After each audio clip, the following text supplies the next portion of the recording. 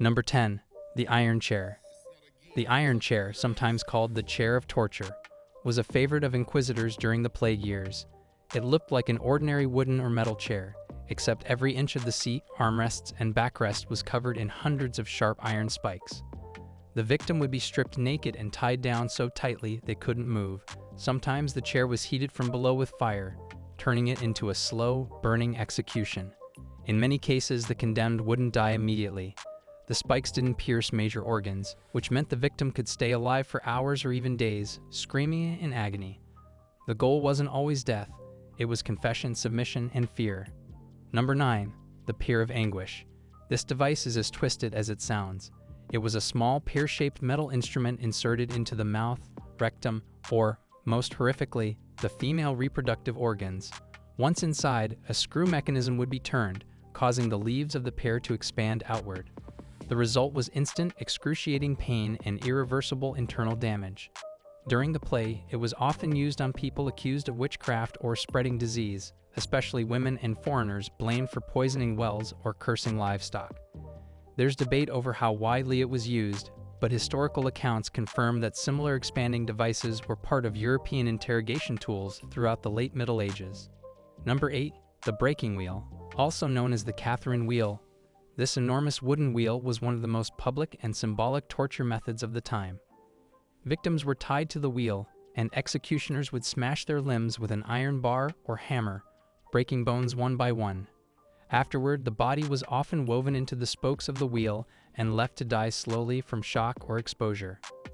During the height of the Black Death, this punishment was used on those accused of moral crimes believed to have angered God, thieves, deserters, and supposed plague spreaders. Town squares became theaters of fear, where pain was meant to cleanse the community of sin. Number 7. The Heretic's Fork. A simple yet terrifying device, the Heretic's Fork was a metal rod fitted with 2 sharp prongs on each end. It was strapped between the chest and the chin, forcing the victim's head upright. The idea was psychological as much as physical.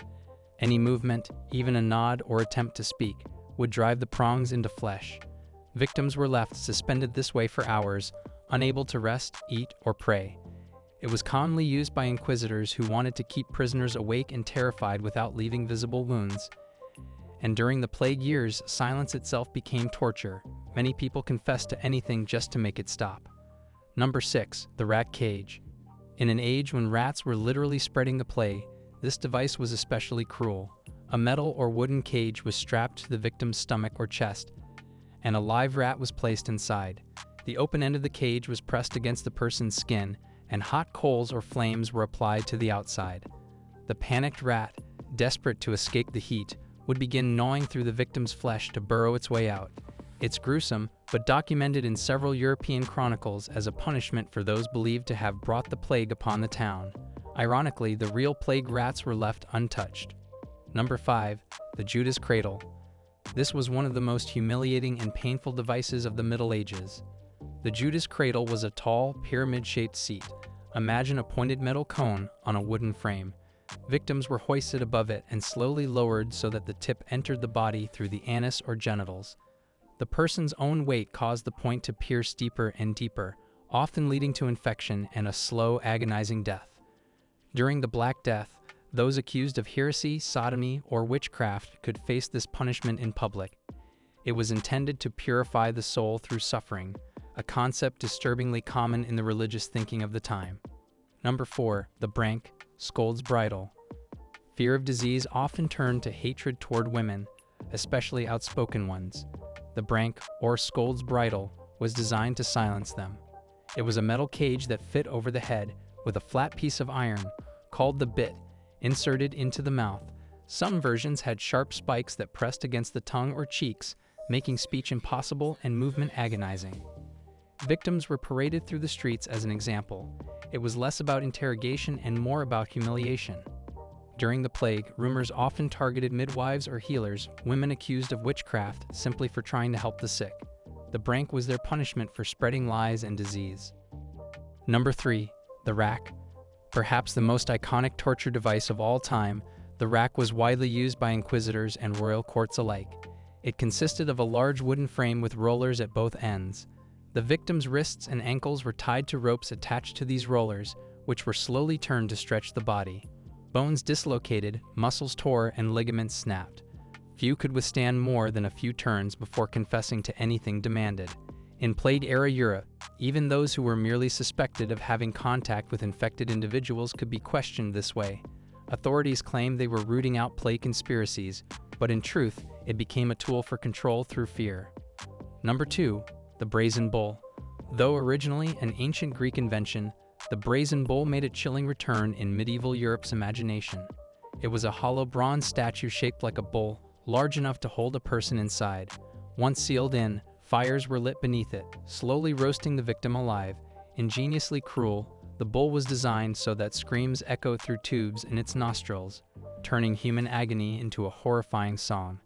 While there's debate about whether this device was actually rebuilt in the 14th century, chroniclers from Italy and Spain described similar metal beasts used for heretics accused of bringing divine punishment, an echo of ancient brutality revived by plague-fueled paranoia. Number 1. The wheel press, or garrote press. One of the least known but most feared devices was the wheel press, a variation of the rack used primarily by inquisitors during the Black Death. The victim would be laid beneath a large wooden wheel or metal bar that was slowly lowered onto their chest.